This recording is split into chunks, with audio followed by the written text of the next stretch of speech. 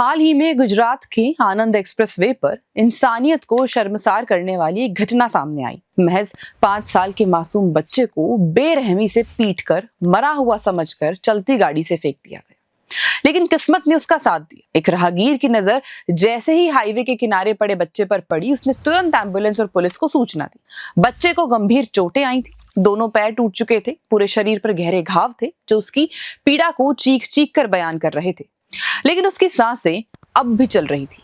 जब बच्चा होश में आया तो उसने जो सच बताया उसे सुनकर किसी की भी रूह कांप सकती है।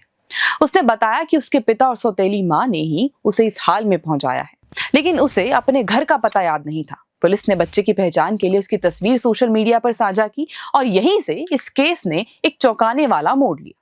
नडियाद के पुलिस कांस्टेबल प्रदीप सिंह को अचानक 6 दिसंबर 2022 की एक पुरानी घटना याद आई, जिसमें एक बच्ची को भी इसी तरह अधमरी हालत में फेंका गया था।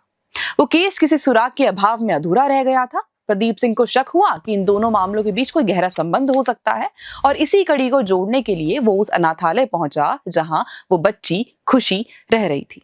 जब कांस्टेबल ने खुशी को वीडियो कॉल पर घायल बच्चे कन्हैया से मिलवाया तो वह उत्साह से चिल्लाई, ये तो मेरा सगा भाई है। इस खुलासे के बाद पुलिस ने गहराई से जांच शुरू की। उन्होंने 7 फरवरी 2025 और 6 दिसंबर 2022 की तारीखों के मोबाइल डेटा का विश्लेषण किया, जिससे बच्चे के पिता उदय वर्मा का सुराग मिला। लोकेशन ट्रेस करके पुलिस ने उसे गिरफ्तार कर लिया। पूछताछ में उसने कबूल किया कि उसने अपनी पहली पत्नी की हत्या कर दी थी, बेटी को मरने के लिए छोड़ दिया था और अब बेटे को भी मारने की कोशिश की थी। इस निर्ममता की वजह थी उसकी दूसरी पत्नी, जिसने शर्त रखी थी कि शादी के लिए उसे अपनी पहली पत्नी और बच्चों से छुटकारा पाना होगा।